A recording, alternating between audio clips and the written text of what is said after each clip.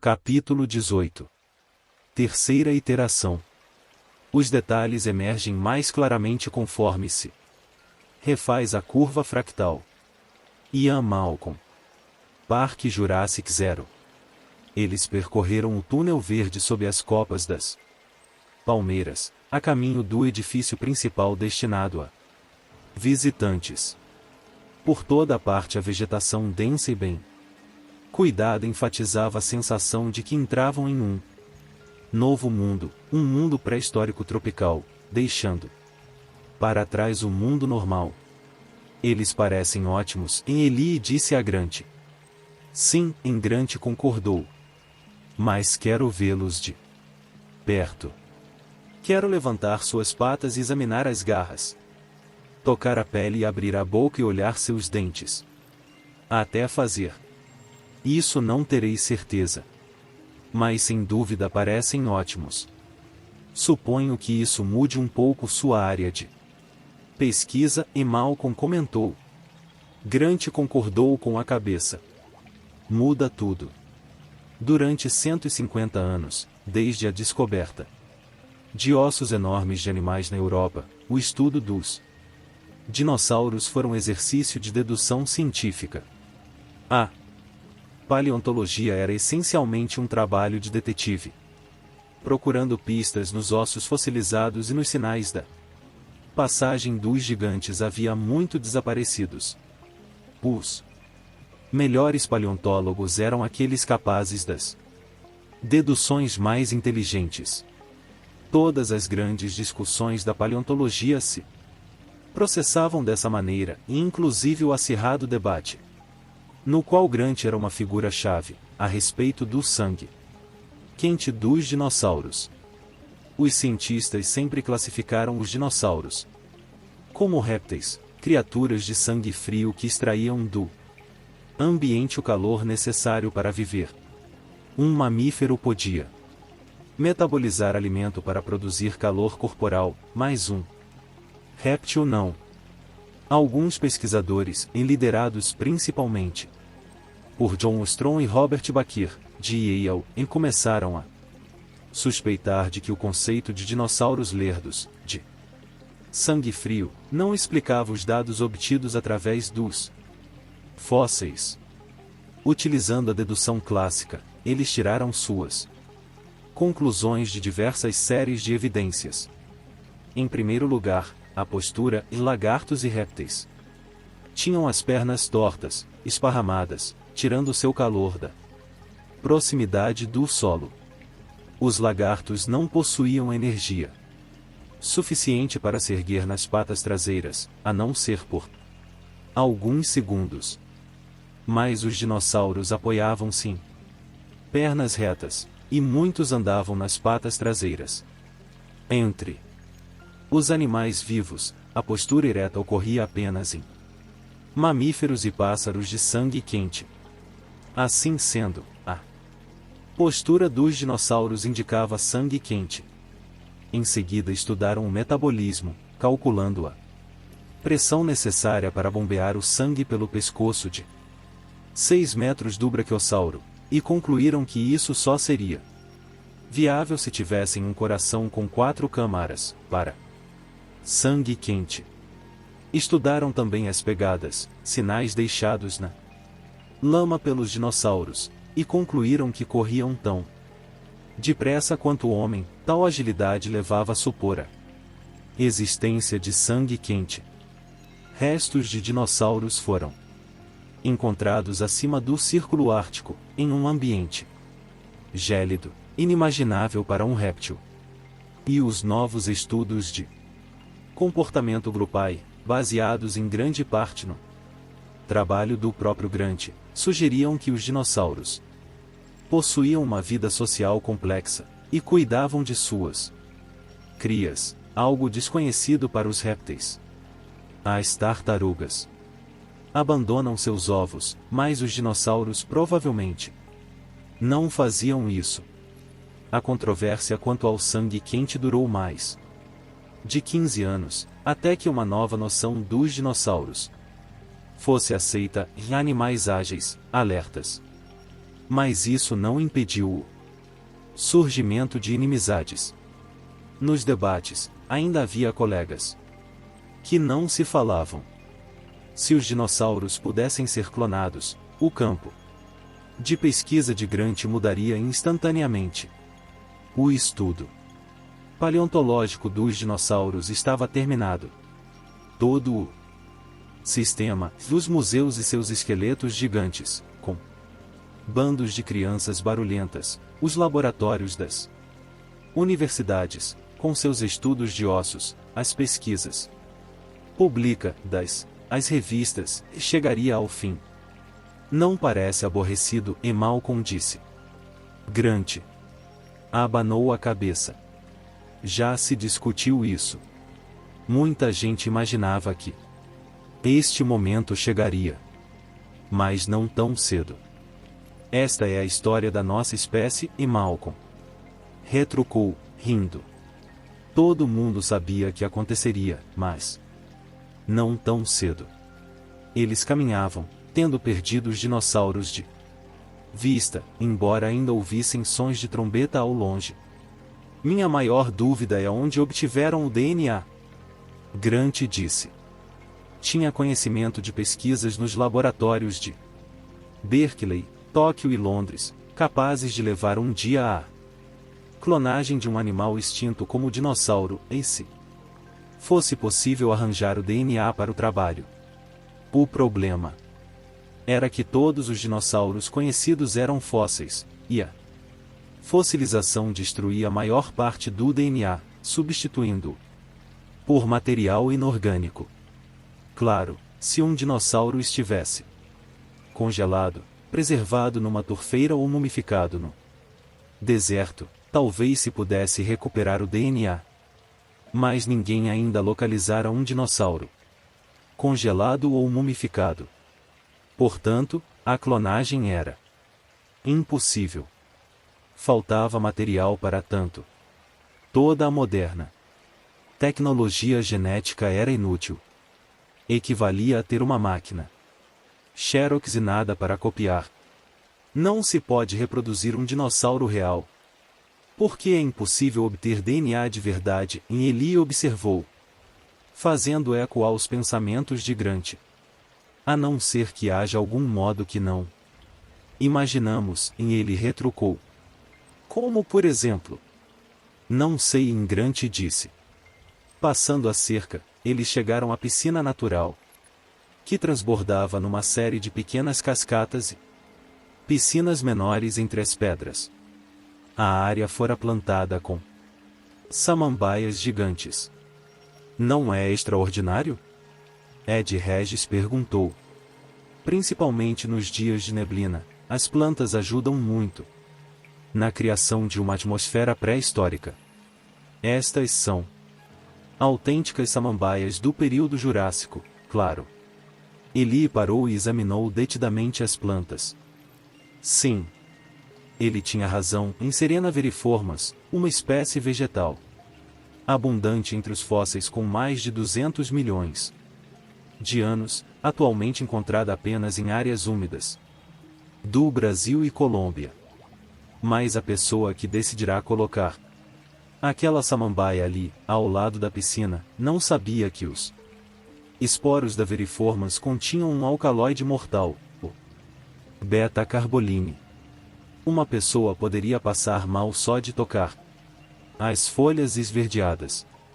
Se uma criança as levasse à boca, correria sério risco de vida, ingerindo uma toxina 50 vezes mais poderosa do que o veneno do oleandro. As pessoas eram tão ingênuas quando se tratava de plantas, Eli pensou. Escolhiam pela aparência, como se escolhe um quadro para enfeitar a parede.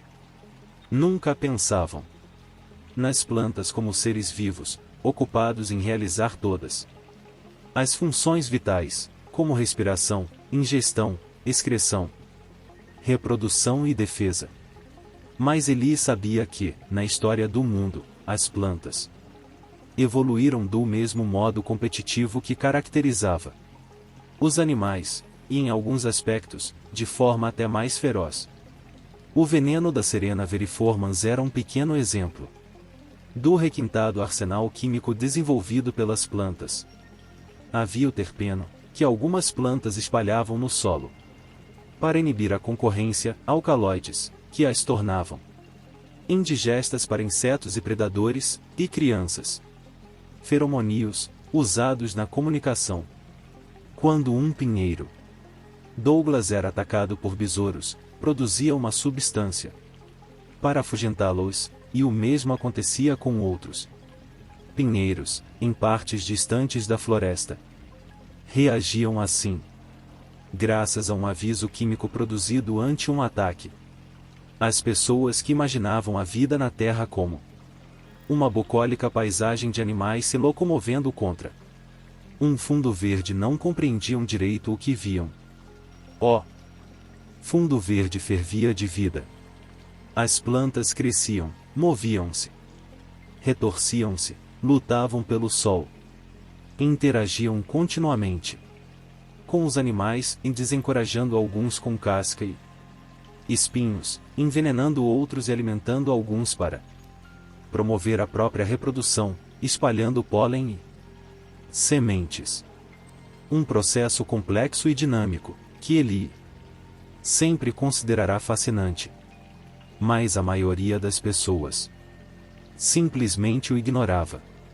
Se o plantio das samambaias venenosas fosse um exemplo, significava que os idealizadores do Parque Jurássico não haviam sido tão cuidadosos quanto deveriam. Não é uma maravilha? Ed Regis indagou. Olhem adiante. Verão o alojamento safari. Eli avistou uma construção interessante, baixa, com uma série de pirâmides de vidro no teto. Ficarão hospedados ali enquanto estiverem no Parque Jurássico, e o ruivo acrescentou. A suíte de Grant fora decorada em tons de bege, e a mobília de rata estofada com tecido verde, estampado com motivos florais. O quarto ainda não estava totalmente pronto, havia pilhas de madeira no closet, e pedaços de conduíte elétrico no chão. Alan encontrou um televisor no canto, com um aviso em cima. Canal 2, Monte dos Ipsilofodontes. Canal 3, Território dos Triceratops. Canal 4, Pântano dos Saurópodes. Canal 5, Terra dos Carnívoros. Canal 6, Recanto dos Estegossauros. Canal 7, Vale dos Velociraptores. Canal 8, Pico dos Pterossauros. Achou os nomes snobs, irritantes. Ligou o televisor, mas só pegou estática. Desligando-o, foi para o quarto e atirou a mala sobre a cama. Bem acima da cama havia uma clarabóia imensa, piramidal. Criava uma atmosfera de acampamento, era como dormir sob as estrelas. Infelizmente o vidro fora protegido por grossas barras de ferro, que lançava sombras listradas sobre a cama. Grant imobilizou-se por um instante. Vira o projeto do alojamento e não se lembrava de barras de ferro na clarabóia. Na verdade, as barras pareciam uma coisa improvisada. Tinham instalado uma esquadria de metal na parte externa dos vidros e nela soldado as barras. Intrigado, Grant passou do quarto para a sala. A janela dava para a piscina. Sabe de uma coisa? Eli perguntou, entrando no quarto dele. Aquelas samambaias são venenosas. É. Notou algo de estranho no quarto, Alan? Eles mudaram o projeto inicial. Creio que sim. Ela circulou pelo aposento. As janelas são pequenas, de vidro temperado, com esquadrias de aço. As portas revestidas em aço.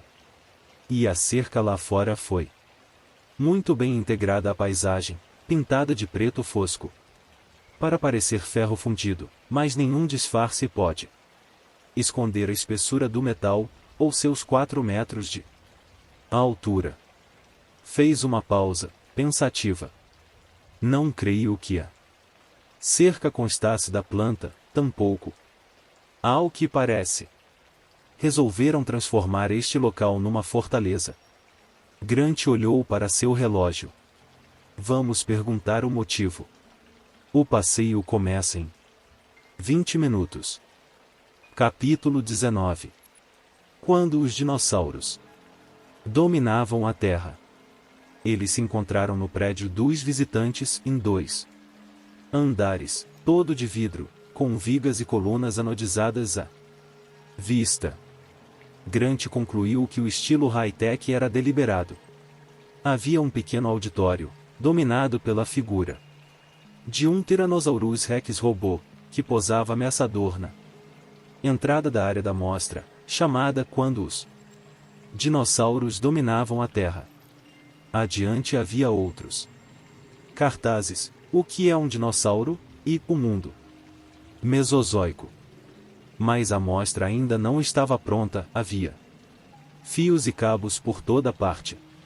Gennaro subiu ao palco e falou a Grant, Eli e Malcolm, a voz ecoando de leve no salão vazio.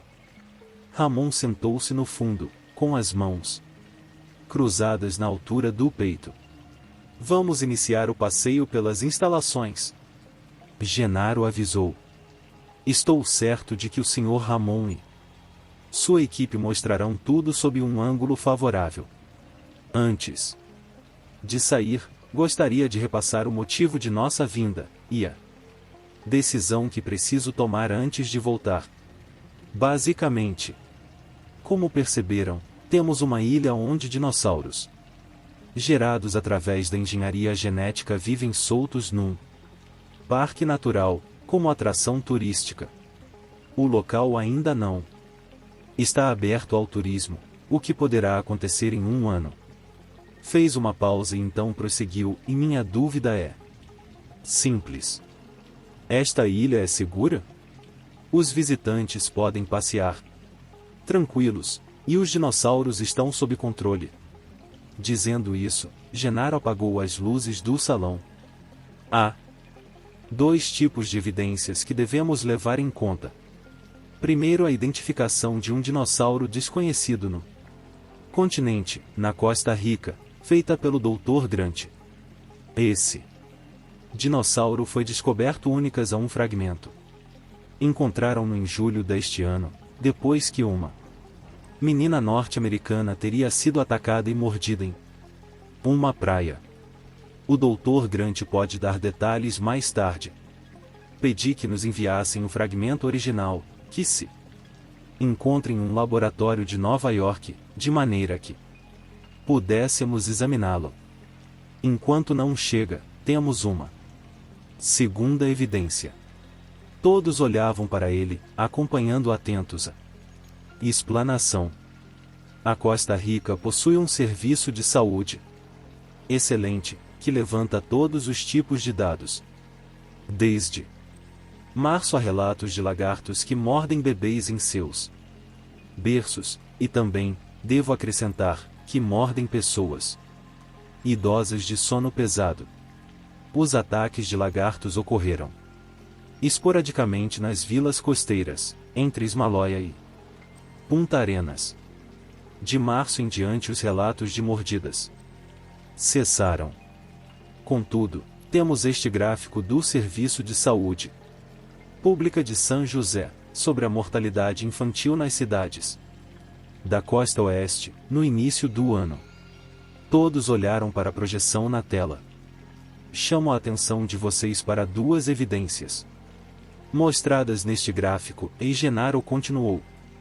Em primeiro lugar, a mortalidade é baixa nos meses de janeiro e fevereiro, depois cresce em março, baixando novamente em abril. Mas, de maio em diante, ela é alta, até julho, o mês em que a menina norte-americana foi mordida. O Serviço de Saúde Pública acredita que algum fator desconhecido está afetando a mortalidade infantil, sem que os moradores das cidadezinhas da costa relatem os fatos. Ó.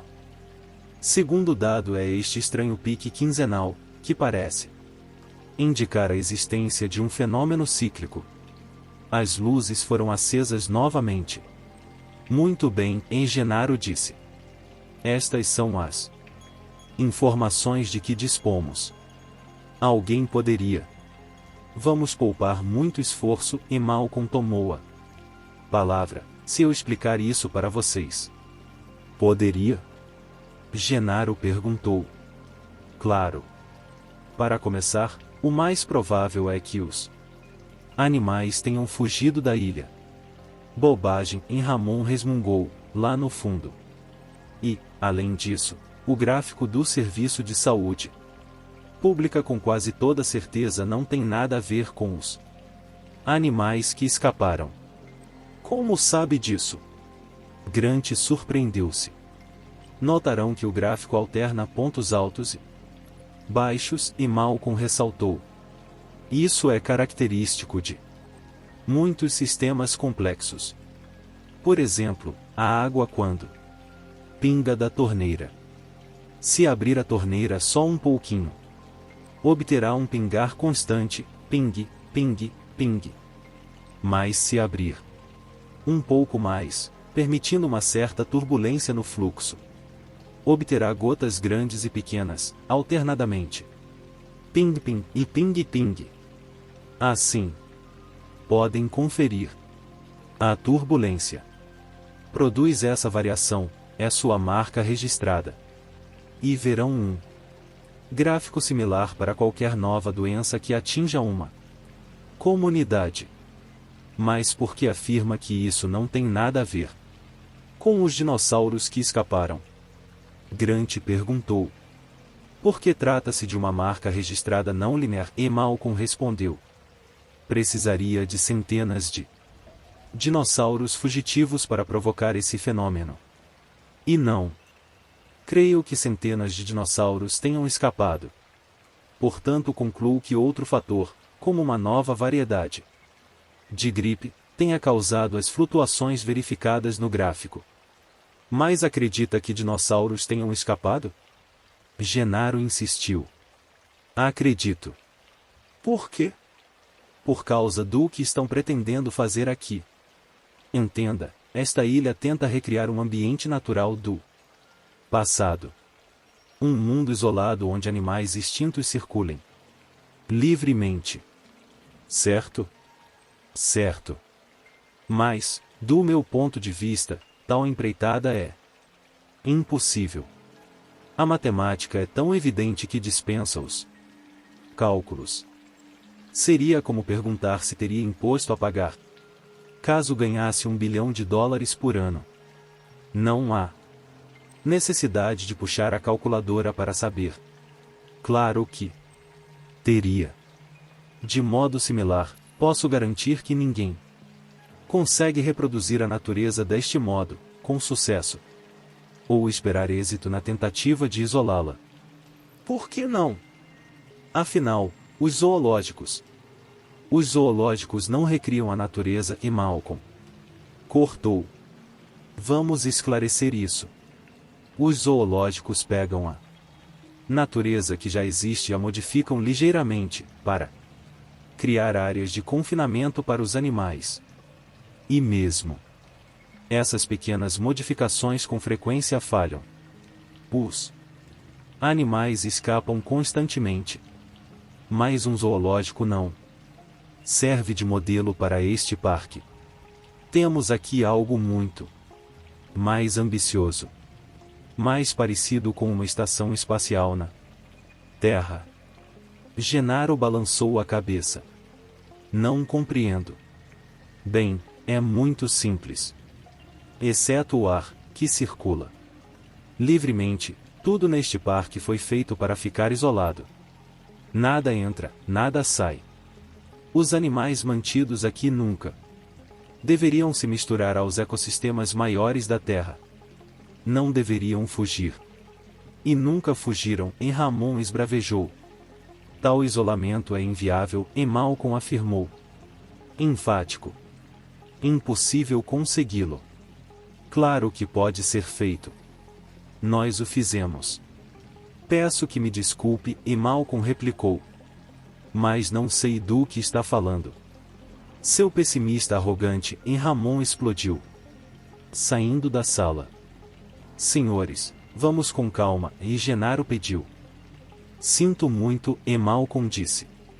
Mas meu argumento prevalece. O que chamamos de natureza é um sistema muito complexo, infinitamente mais sutil do que podemos aceitar. Temos uma ideia simplificada da natureza e tentamos remendá-la. Não sou ambientalista, mas vocês precisam compreender a profundidade de certos fenômenos. Quantas vezes precisarei mostrar isso? Quantas provas precisaremos? Construímos a represa de Assuã e dissemos que isso recuperaria o Egito. Ao contrário, ela acabou com a fertilidade do delta do Nilo, produziu infestação de parasitas e arrasou com a economia do país. Construímos-o. Peço que me desculpe, interrompeu Genaro. Mas creio que o helicóptero chegou. Trata-se provavelmente do material enviado para um exame do Dr. Grant. Ele saiu da sala. Todos o seguiram. No sopé da montanha, Genaro gritava para superar o barulho do helicóptero. As veias do pescoço saltaram. O que você fez? Convidou quem? Calma, e Ramon disse. Genaro gritou de novo. Ficou completamente louco, por acaso? Nada disso. Olhe aqui, e Ramon ergueu-se. Creio que eu preciso deixar uma coisa bem clara. Não, em Genaro contrapôs. Quem precisa deixar uma coisa bem clara sou eu. Isso não é um acontecimento social, nem um passeio de final de semana. Esta ilha é minha, em Ramon teimou. Posso convidar quem eu quiser. Estamos realizando uma investigação muito séria nesta ilha porque os investidores ficaram preocupados. Acreditam que a situação escapou de seu controle. Pensamos que o local é perigoso demais e não vai conseguir fechar a ilha, Donald. Farei isso, se for preciso. Estamos seguros aqui, em Ramon insistiu. Independente do que possa dizer aquele matemático. Desgraçado. Não se trata disso. Vou provar que o projeto é seguro. Quero que voltem imediatamente naquele helicóptero, e Genaro exigiu. Impossível, em Ramon respondeu, apontando para as nuvens. Já decolou outra vez. Realmente, o som dos rotores era cada vez mais fraco. Droga, e Genaro resmungou.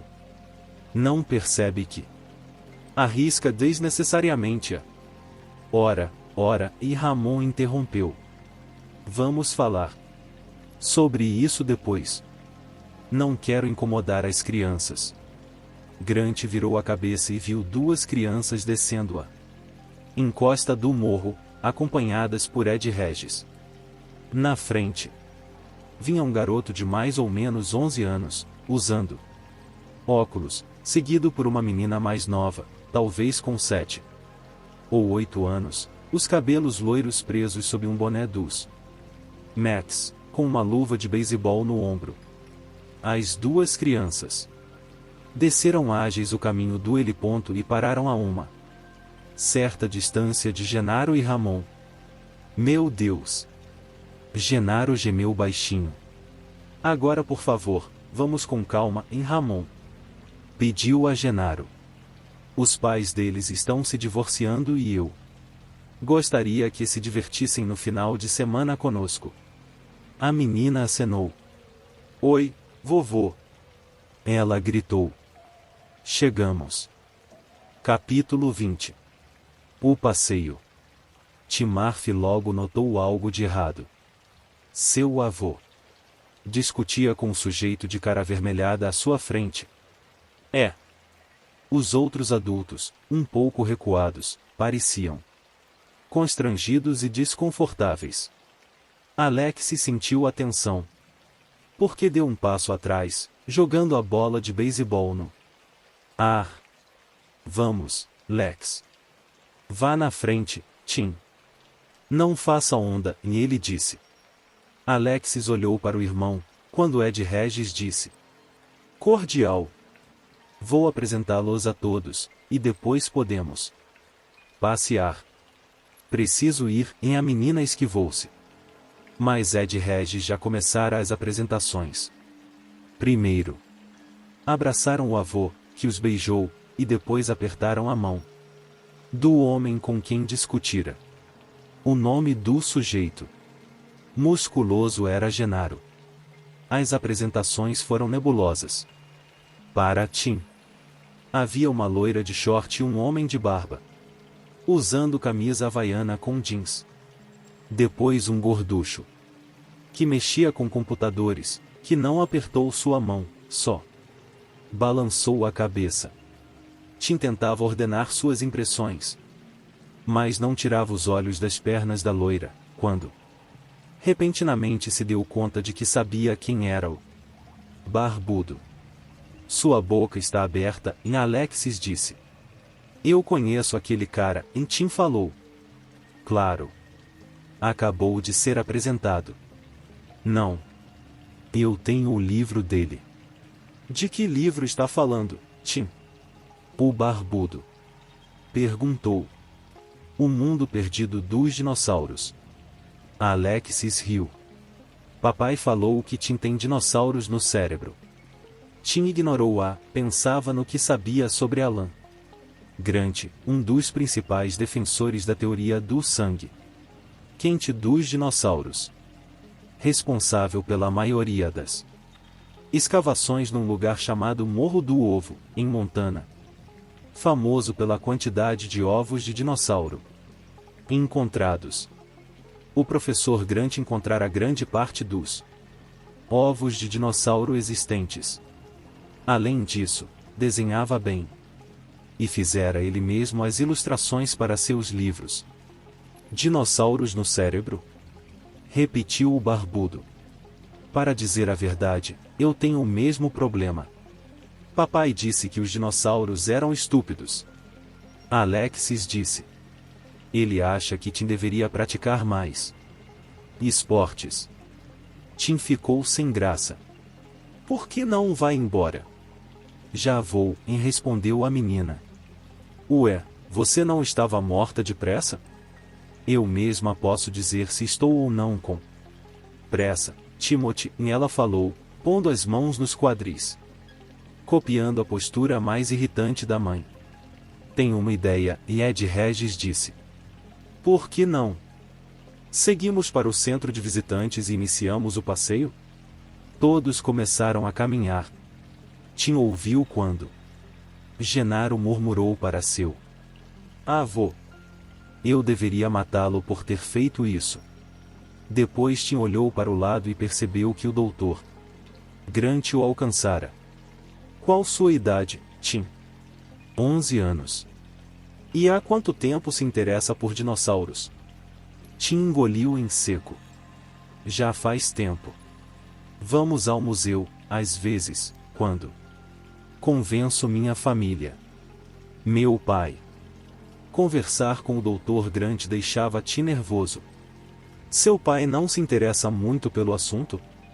Tim fez que sim, e relatou a última visita da família ao Museu de História Natural. O pai tinha olhado para um esqueleto e comentado. Puxa, este era enorme. Tim retrucara. Não, pai, este era de tamanho médio, um camptossauro. Bem, sei lá. Para mim parece enorme. Nem atingiu o máximo em tamanho.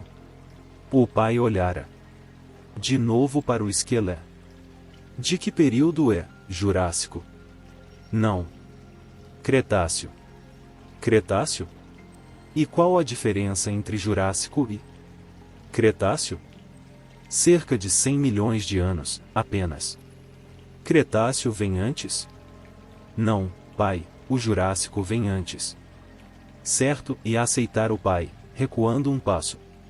Para mim parece enorme. E olhara para Tim, buscando sua aprovação.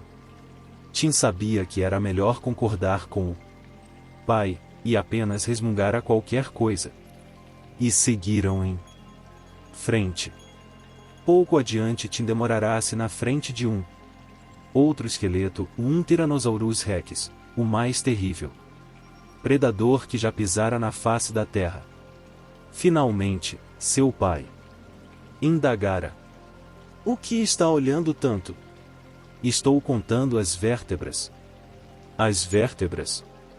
Sim, na coluna. Eu sei o que são vértebras, e seu pai se irritara. Para que está contando as vértebras? Creio que está errado. Um tiranossauro deveria ter apenas 37 vértebras na cauda. Este aqui tem mais. Você está querendo me convencer de que o Museu de História Natural tem um esqueleto errado? Não. Acredito. Está errado, e Tim insistiu. O pai afastara-se batendo o pé e fora falar com um guarda. O que você aprontou agora?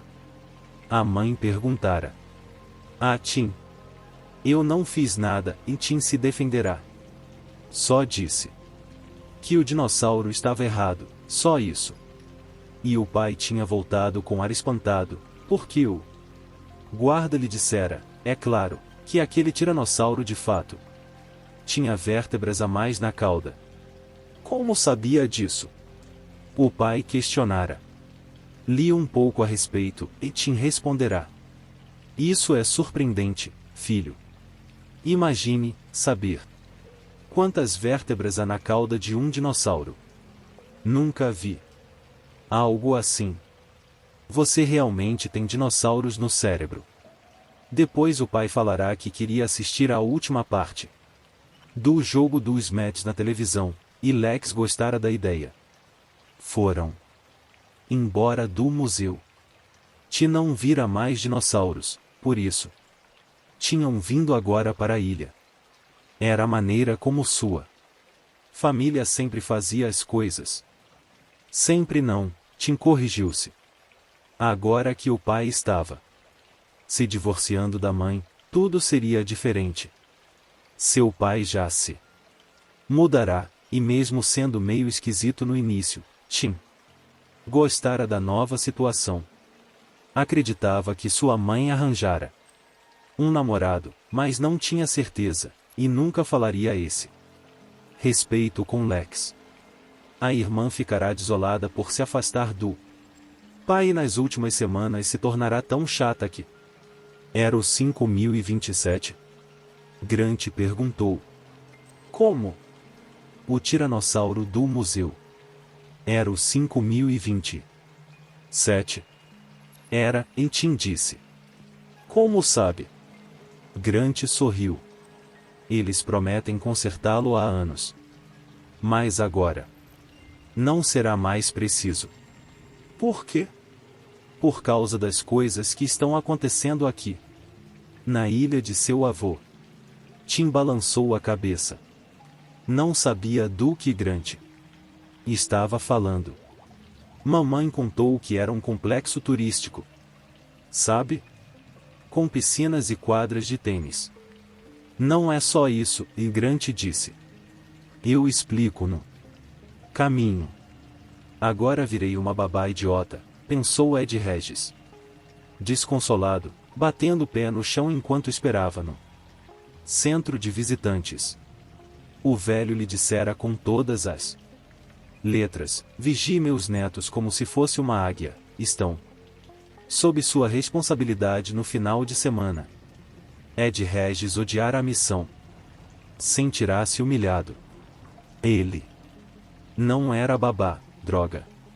E também não era guia turístico, nem mesmo para os VIPs.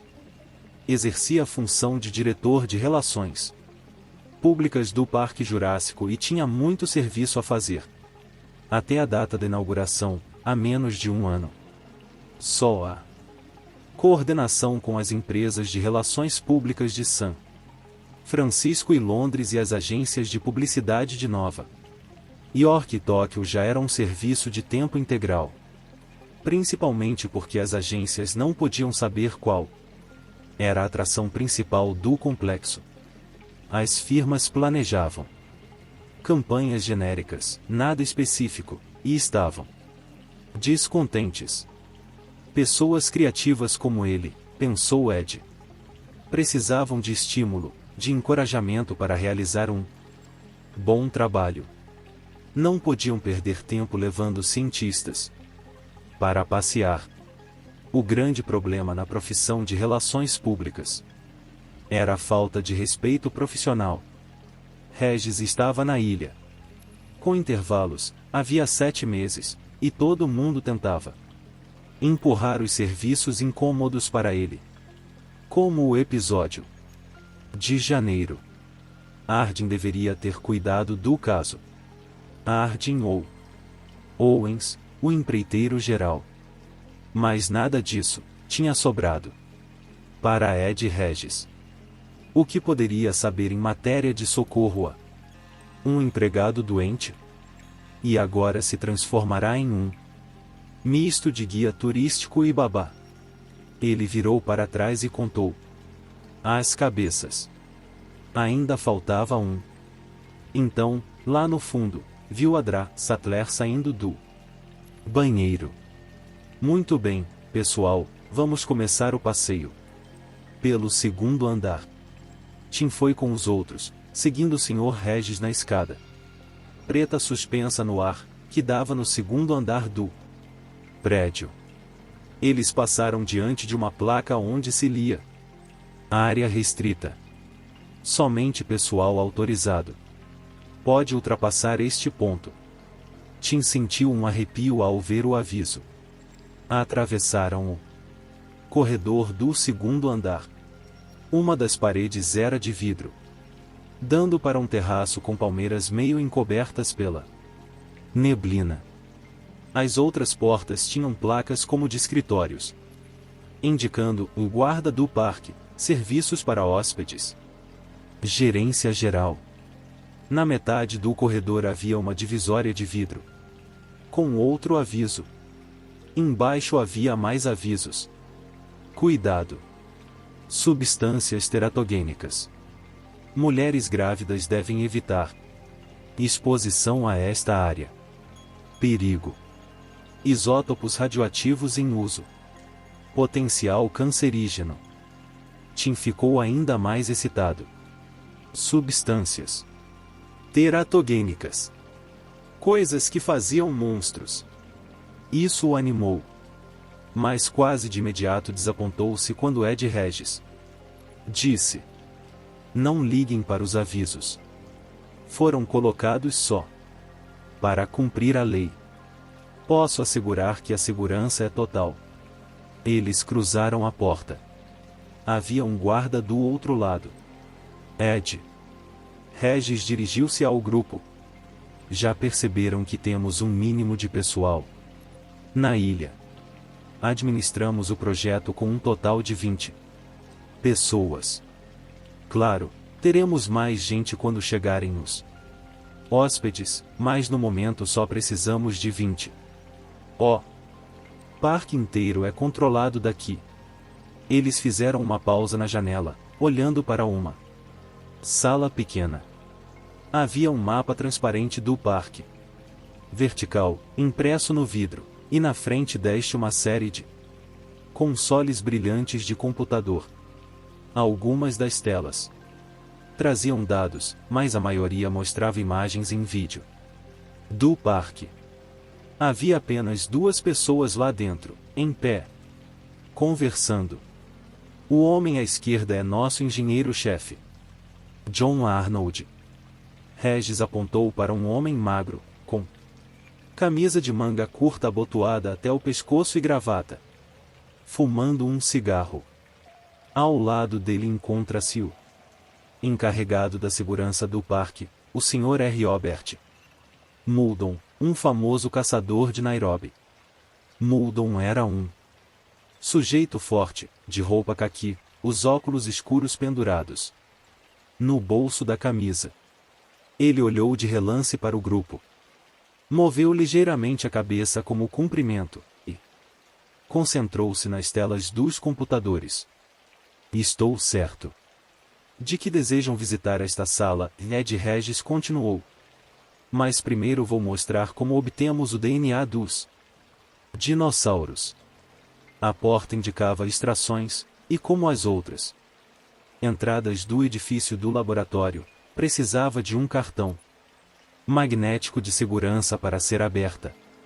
Ed Regis enfiou o cartão na abertura, a luz piscou e a porta se abriu. Prosseguiram, e Tim viu a sala pequena, banhada por uma luz verde.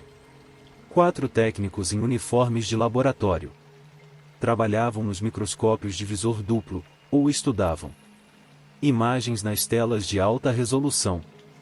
A sala estava cheia de pedras amarelas. Havia pedras em prateleiras de vidro, em caixas de papelão, em bandejas imensas. Cada uma tinha uma etiqueta com um número escrito em tinta preta. Regis apresentou Henry Wu, um homem esguio, com uns 30 anos de idade. O Dr. Wu é nosso geneticista. Chefe. Ele vai explicar o que fazemos aqui. Henry Wu sorriu. Pelo menos o que tentamos fazer. A genética é um tanto complicada. Mas provavelmente estão se perguntando de onde vem o DNA dos dinossauros. Isso passou pela minha cabeça, e Grant disse. Para dizer a verdade, Wu falou, há 2 fontes possíveis. Utilizando a técnica de extração do anticorpo de Loy, conseguimos DNA direto dos ossos de dinossauro. Com bons resultados? Grant indagou. Bem, grande parte da proteína solúvel se perde durante a fossilização, mais 20% das proteínas pode ser recuperada quando moemos os ossos e usamos os procedimentos de Loy. O próprio Dr. Loy a utilizou para obter proteínas de marsupiais australianos extintos, bem como células sanguíneas de restos humanos antigos. Sua técnica é tão refinada que funciona com apenas 50 nanogramas de material. Isso quer dizer 50 milhões de avós do grama. E adaptaram essa técnica para o uso aqui? Grant admirou-se. Só para checar os resultados, Wu respondeu. Como pode imaginar, 20% de recuperação é insuficiente para nosso trabalho. Precisamos da cadeia de DNA completa para clonar um dinossauro. E a conseguimos. Aqui. Ele ergueu uma das pedras amarelas. No âmbar. A resina fóssil de uma árvore pré-histórica. Grant olhou para Eli, e depois para Malcolm. Isso é mesmo muito engenhoso, e Malcolm comentou. Ainda não entendi, e Grant admitiu. A seiva da árvore, Wu explicou, escorre frequentemente por cima dos insetos, e os aprisiona. Os insetos são perfeitamente preservados dentro do fóssil. Podemos encontrar todos os tipos de insetos dentro do âmbar, inclusive os que sugaram o sangue de animais maiores. Sugaram o sangue, Grant repetiu. Ele ficou boquiaberto. Ou seja, sugaram o sangue dos dinossauros. Felizmente, sim. E os insetos foram preservados no âmbar. Grant balançou a cabeça. Então era isso, ou pode ser que dê certo. Posso lhe garantir que dá certo, Wu falou. Ele se aproximou de um microscópio, onde o técnico posicionava um pedaço de âmbar que continha uma mosca. No monitor de vídeo, os visitantes observaram enquanto ele inseria uma agulha comprida na substância, penetrando no tórax da mosca pré-histórica. Caso este inseto tenha células de outros animais, poderemos extraí-las e conseguir paleo-DNA, ou seja, o DNA de animais extintos. Não saberemos com certeza, claro, até extrairmos o que existe ali, copiarmos e produzirmos.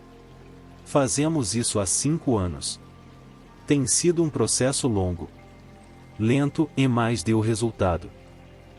Deu um sorrisinho satisfeito. Na verdade, o DNA dos dinossauros é mais fácil de extrair por este processo do que o DNA de mamíferos. O motivo é que as células vermelhas dos mamíferos não possuem núcleo, e portanto nenhum DNA. Para clonar um mamífero, é preciso encontrar uma célula branca, muito mais rara do que uma vermelha.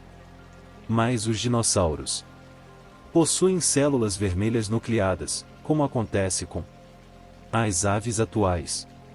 Trata-se de mais um indício de que os dinossauros, afinal de contas, não eram répteis, e sim imensos pássaros com couro. Tim percebeu que o Dr. Grant ainda se mostrava cético, e que Dennis Nedry, o gordo desleixado, parecia não se interessar nem um pouco pelo assunto, como se já soubesse de tudo. Nedry olhava impaciente para outra porta. Vejo que o Sr. Nedry se interessa pela fase seguinte de nosso trabalho, e o disse. Como identificamos o DNA extraído? Para tanto, usamos computadores poderosos. Eles cruzaram as portas de correr e entraram em uma sala gelada. Um zumbido alto tomava conta do ambiente. 2 torres com 2 metros de altura cada ocupavam o centro do aposento, e nas paredes havia uma série de caixas de aço inoxidável. Esta é a nossa lavanderia high-tech, brincou o Dr. Wu. As caixas na parede são sequenciadores automáticos de genes Amashi-Hood. Eles são operados em altíssima velocidade pelos supercomputadores Cray XMP, estas torres no centro da sala. Em resumo, vocês estão no meio de uma fábrica genética incrivelmente poderosa. Havia muitos monitores, todos rodando tão depressa que era difícil identificar o que mostravam. Apertou um botão e congelou uma imagem. Podem ver aqui a estrutura de um pequeno fragmento de DNA de dinossauro, e disse. Percebam que a sequência é feita por 4 componentes básicos: adenina, tiamina, guanina e citosina. Esta quantidade de DNA provavelmente contém instruções para fazer uma única proteína, quem sabe um hormônio, ou uma enzima. A molécula completa de DNA contém 3 bilhões de bases.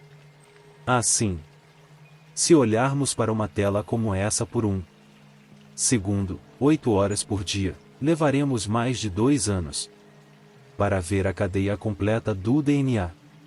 Percebem como é grande? Ele mostrou a tela. Este exemplo é típico, porque podem notar um erro no DNA, ali na linha 1201. Grande parte do DNA extraído é incompleto ou fragmentado. A primeira coisa que precisamos fazer é consertá-lo, ou melhor dizendo, o computador o conserta. Ele corta o DNA, usando o que chamamos de enzimas de restrição. O computador seleciona uma variedade de enzimas capazes de realizar essa tarefa. Aqui temos a mesma seção do DNA, com a localização dos pontos de restrição das enzimas.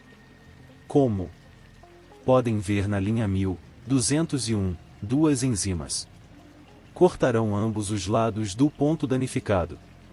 Ordinariamente deixamos o computador decidir qual a melhor. Mas também precisamos saber qual par base devemos inserir para reparar o dano. Primeiro, precisamos alinhar vários fragmentos cortados, assim. Agora encontramos um fragmento de DNA que se encaixa na área danificada, e que nos diz o que está faltando. E podem ver que conseguimos encontrá-lo, seguir adiante e fazer o conserto. As barras escuras que veem são fragmentos de restrição, pequenas seções do DNA dos dinossauros, quebrados pelas enzimas e depois analisados. O computador está recombinando tudo agora, e procurando por partes do código que se repitam. É um pouco como montar um imenso quebra-cabeças.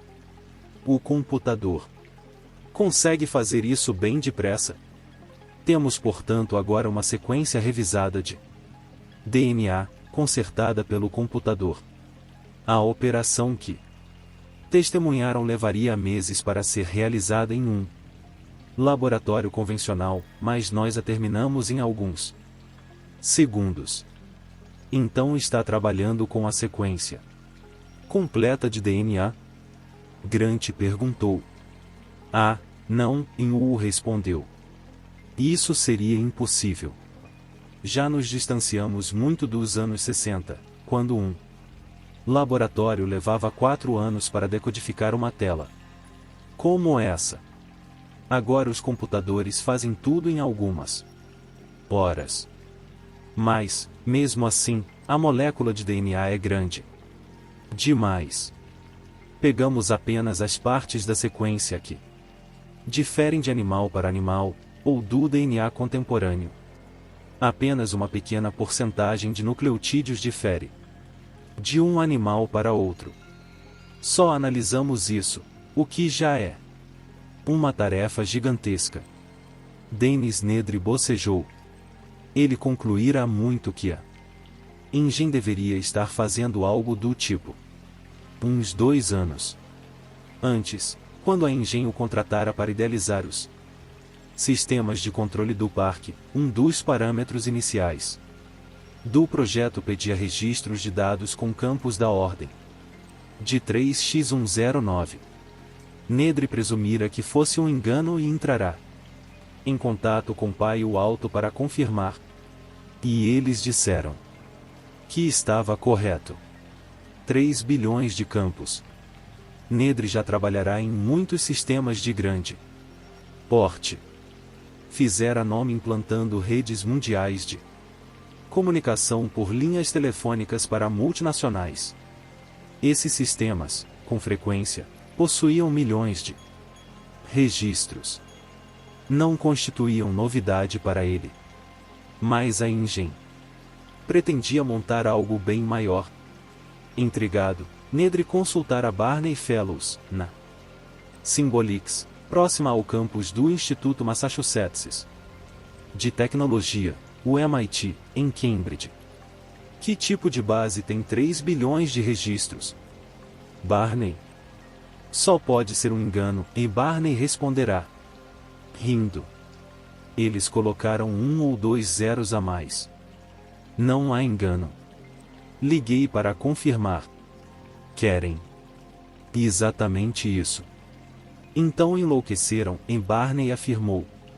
Não é operacional. Mesmo que conte com os processadores mais rápidos, e algoritmos inacreditavelmente desenvolvidos. Uma busca levaria dias. Talvez semanas. Claro, e Nedry concordou. Eu sei. Felizmente. Não estão pedindo que eu crie os algoritmos. Só preciso determinar a capacidade de armazenamento de informações e a memória do sistema como um todo. Mas, mesmo assim, para que usariam tanta capacidade de manipular dados? Barney franziu a testa. Está trabalhando em sigilo? Sim, e Nedry confirmou. Em geral, seus serviços exigiam acordos de manutenção de sigilo absoluto. Pode me adiantar algo? Trata-se de uma empresa de engenharia genética. Engenharia genética, e Barney repetiu. Então é óbvio. O quê? Uma molécula de DNA. Ora, não delire, Enedre riu. Ninguém poderia analisar uma molécula de DNA. Ele sabia que os biólogos falavam muito do projeto Genoma Humano, que pretendia analisar a sequência completa do DNA humano. Mas isso exigiria 10 anos de esforços coordenados, envolvendo laboratórios de todo o mundo. Uma tarefa e tanto, do porte do Projeto Manhattan, responsável pela bomba atômica. É uma empresa apenas com 3 bilhões de registros, e Barney ressaltou. Não consigo imaginar outro uso. Talvez tenham exagerado no pedido para o sistema. Exagerado até demais, Enedre suspirou. Talvez queiram analisar fragmentos de DNA. Apenas, e contém com algoritmos intensivos para a memória RAM, de acesso aleatório. Aquilo fazia mais sentido. Certas técnicas de busca de dados exigiam muita capacidade de memória. Sabe quem criou os algoritmos para eles? Não, Enedre disse. A companhia faz tudo em segredo. Bem, meu palpite é que trabalham com DNA. Barney afirmou. Qual é o sistema? Multi-XMP? Quer dizer mais de um CRY? Minha nossa! Barney ficou de queixo caído, tentando digerir a informação. Posso saber mais alguma coisa? Sinto muito, Enedre disse. Não dá para falar mais nada. E voltará ao trabalho, planejando os sistemas de controle. Ele e sua equipe de programadores levaram mais de um ano para criar tudo. Sofreram um bocado, pois a empresa nem sequer revelava para que usariam os subsistemas. As instruções eram imprecisas: cria um módulo para registros ou cria um módulo para visualização. Forneciam os parâmetros de design, mas não davam detalhes de uso. Ele trabalhará no escuro. Agora, com o sistema pronto e em funcionamento, não se surpreendia com a existência de falhas, ou bugs, como diziam os especialistas em computação. O que esperavam? Fora chamado às pressas, encontrando todos em pânico e furiosos com os bugs. Isso era irritante, pensou. Nedry voltou sua atenção ao grupo. Quando Grant perguntou: quando o computador analisa o DNA, como sabe? Qual é o animal a que se refere? Temos 2 métodos para descobrir em U. Esclareceu. O primeiro é o mapeamento filogenético. O DNA evolui com o tempo, como tudo no organismo, e mãos, pés ou outros atributos físicos. Sendo assim, podemos pegar um pedaço desconhecido do DNA e determinar, a grosso modo, através do computador, onde ele se encaixa na sequência da evolução. Leva muito tempo, mas pode ser feito. E o outro método? O deu de ombros. Produza o animal e veja o que é. Costumamos fazer isso. Venha ver como funciona. Tim sentia a impaciência aumentar conforme o passeio prosseguia. Ele gostava de coisas técnicas, mas assim mesmo estava perdendo o interesse. Chegaram à porta seguinte, onde se lia fertilização. O Dr. Wu destrancou a porta com seu cartão de segurança e eles puderam entrar. Tim viu mais uma sala com técnicos trabalhando nos microscópios. Nos fundos havia uma seção totalmente iluminada por luz ultravioleta. O Dr. Wu explicou que as pesquisas com DNA exigiam a interrupção da mitose celular em momentos precisos, e portanto mantinham em estoque alguns dos venenos mais virulentos do mundo: helotoxinas, colchicinoides, beta-alcaloides, recitou ele, apontando para uma série de seringas sob a luz ultravioleta.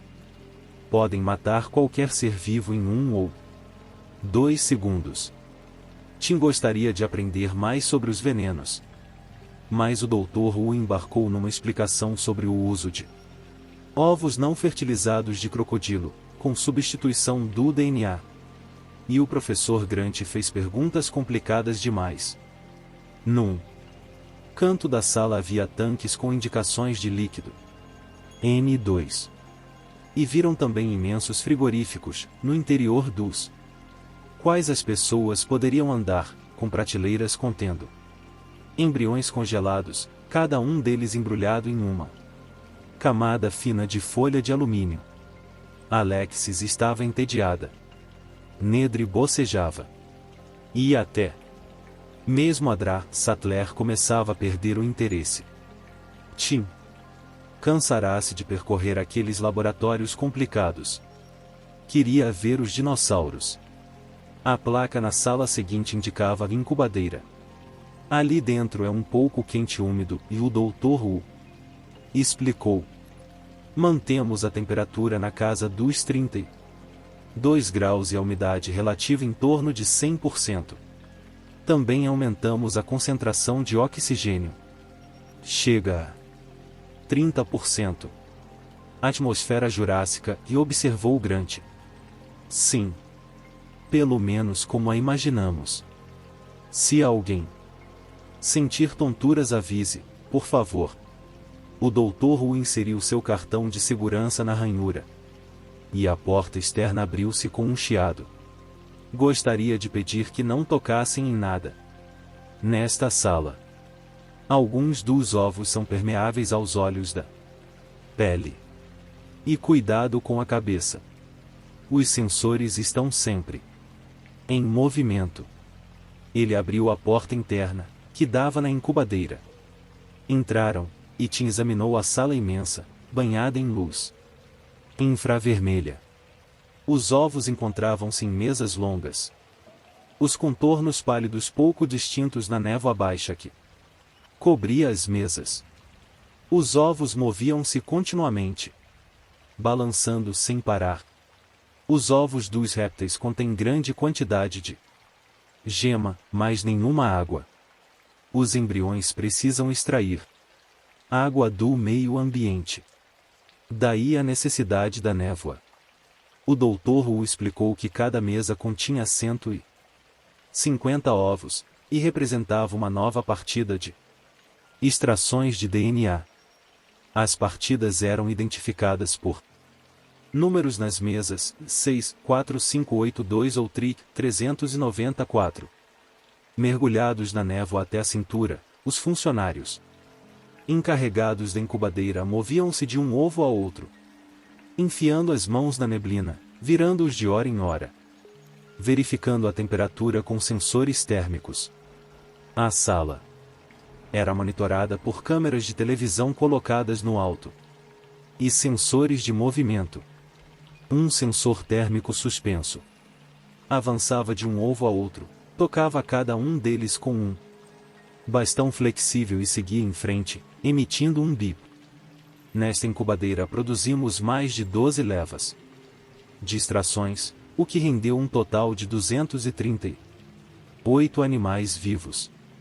Nossa taxa de sobrevivência está em torno de 4% e naturalmente desejamos melhorar esta marca. Mas, nas análises de computador, trabalhamos com cerca de 500 variáveis, 120 ambientais, outras 200 intra-ovos e o restante do próprio material genético. Os ovos são de plástico. Inserimos mecanicamente os embriões e depois os desenvolvemos aqui. Quanto tempo levam para crescer? Os dinossauros crescem depressa, atingindo a maturidade completa entre 2 e 4 anos. Por isso já temos vários adultos no parque. O que significam os números? Estes códigos, Wu explicou, identificam as diversas séries de extração de DNA. As primeiras 4 letras indicam o animal produzido. Por exemplo, Trick quer dizer Triceratops. E 6 indica um Stegosaurus. E assim por diante. E este rótulo aqui? Grant quis saber. O código dizia XXXX00011.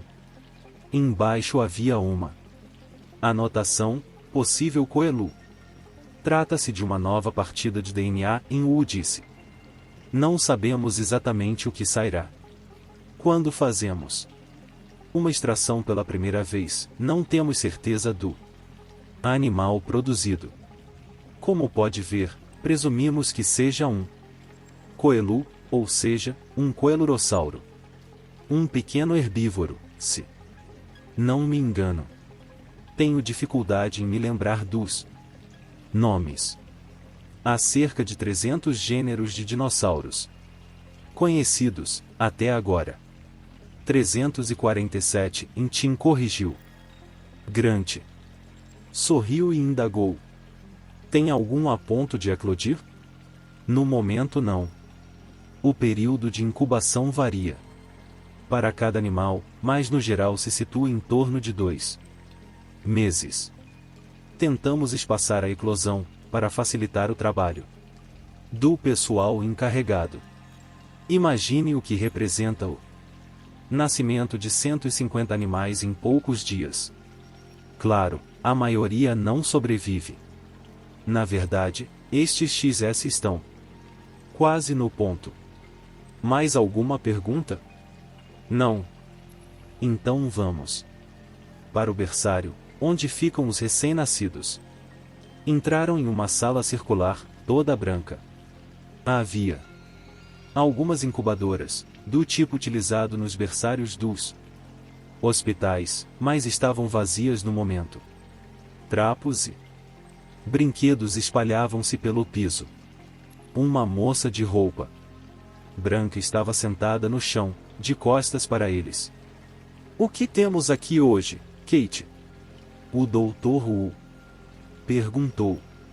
Pouca coisa, e ela respondeu. Só um filhotinho de raptor. Vamos dar uma olhada nele.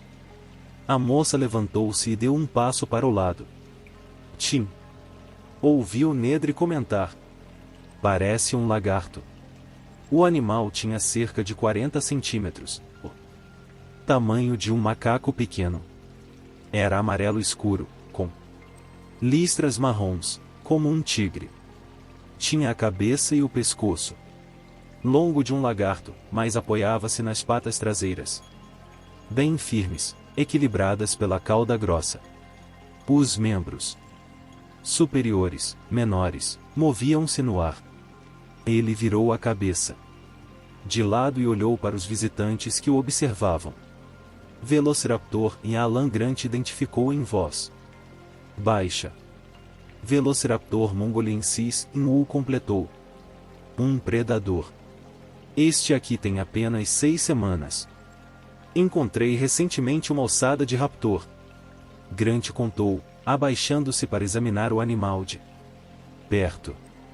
Imediatamente o pequeno lagarto saltou, passando por cima da cabeça de Grant e caindo nos braços de Tim. Ui! Eles pulam, Wu disse. Os filhotes conseguem saltar. E os adultos também, se querem saber. Tim pegou o Velociraptor no colo. O pequeno animal não pesava muito, menos de 1 quilo. A pele era quente e absolutamente seca. A cabeça minúscula estava a poucos centímetros de seu rosto. Os olhos negros, como contas, fixaram-se no menino. A pequena língua bifurcada surgiu e sumiu. Ele morde? Não. É manso. Tem certeza disso? Genaro perguntou, preocupado. Sem dúvida. Pelo menos por enquanto. De qualquer maneira, os filhotes não possuem dentes, nem mesmo dentes de ovos. Dentes de ovos? Nedry estranhou. A maioria dos dinossauros nasce com dentes de ovos, pequenos chifres na ponta do nariz, similares aos dos rinocerontes, para ajudá-los a romper a casca do ovo. Mas os raptores não. Eles fazem um buraco no ovo com o focinho, e o pessoal do berçário os ajuda a sair. Precisam ajudá-los então. O que acontece na natureza? Grant perguntou, balançando a cabeça. Na natureza? Quando se reproduzem naturalmente em Grant. Explicou. Nos ninhos. Ah, eles não conseguem fazer isso, Wu disse. Nossos animais não podem se reproduzir. Por isso, mantemos o berçário. E o único modo de repor os animais do Parque Jurássico. Por que os animais não conseguem se reproduzir? Bem, como podem imaginar, é importante que não se reproduzam, Wu disse. Sempre que nos deparamos com questões críticas como essa, criamos sistemas redundantes. Ou seja, sempre prevemos pelo menos 2 procedimentos de controle. Neste caso, há 2 motivos independentes para a impossibilidade de reprodução dos animais. Primeiro, são estéreis porque os irradiamos com raio-x.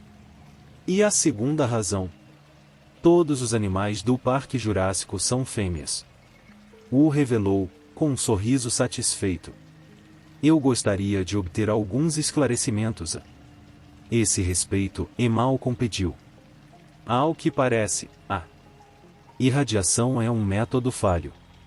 A dose pode estar errada, ou dirigida à área anatômica incorreta do animal. Tem razão, Wu concordou. Mas temos certeza de que destruímos os tecidos das gonadas. E quanto ao fato de só haver fêmeas, Malcolm prosseguiu, como sabem? Alguém levanta a saia do dinossauro para dar uma olhada? Quero dizer, como se determina o sexo de um dinossauro, afinal? Os órgãos sexuais variam conforme a espécie. Em alguns casos é fácil de determinar, em outros nem tanto. Mas, respondendo à sua pergunta, o motivo para termos certeza de que são todos fêmeas está no fato de que os fazemos assim. Controlamos seus cromossomos, e controlamos o ambiente de desenvolvimento dentro do ovo. Do ponto de vista da engenharia genética, as fêmeas são mais fáceis de produzir. Provavelmente sabem que todos os embriões de vertebrados são fêmeas potenciais. Começamos nossa vida como fêmeas. E preciso algum tipo de efeito suplementar, como um hormônio no momento adequado do desenvolvimento, para transformar o embrião em macho. Mas, deixado em paz, o embrião se torna uma fêmea, naturalmente. Assim, todos os animais são fêmeas. Temos tendência de falar de alguns como se fossem machos, como no caso do Tyrannosaurus rex, é sempre ele, mas na verdade só há fêmeas. E, acreditem, não podem se reproduzir. O pequeno Velociraptor olhou para Tim, esfregando a cabeça no pescoço do menino. Tio riu. Ela quer comida, Wu explicou. O que ela come? Ratos. Mas acabou de ser alimentada, e não lhe daremos mais nada por enquanto. O pequeno raptor reclinou a cabeça, olhou para Tim e balançou os bracinhos no ar. Tim notou as pequenas garras nos 3 dedos de cada mão. Depois o raptor escondeu a cabeça em seu pescoço novamente. Grant aproximou-se e olhou crítico para a criatura. Tocou o minúsculo membro terminado na pequena mão com 3 garras. Importa-se? Perguntou, e Tim entregou-lhe o raptor. Grant revirou o animal, inspecionando-o, enquanto o pequeno lagarto agitava-se e guinchava. Depois ergueu-o no alto, para estudar seu perfil. Ela não gosta disso, e Regis avisou. Não gosta de ficar longe do contato com o corpo. O raptor continuava a guinchar, mas Grant não deu importância. Agora apertava a cauda, sentindo os ossos. Regis insistiu. Doutor Grant, por favor. Eu não a estou machucando. Doutor Grant. Estas criaturas não pertencem ao nosso mundo. São originárias de uma época onde não havia seres humanos para apertá-las e examiná-las. Eu não estou apertando. Doutor Grant.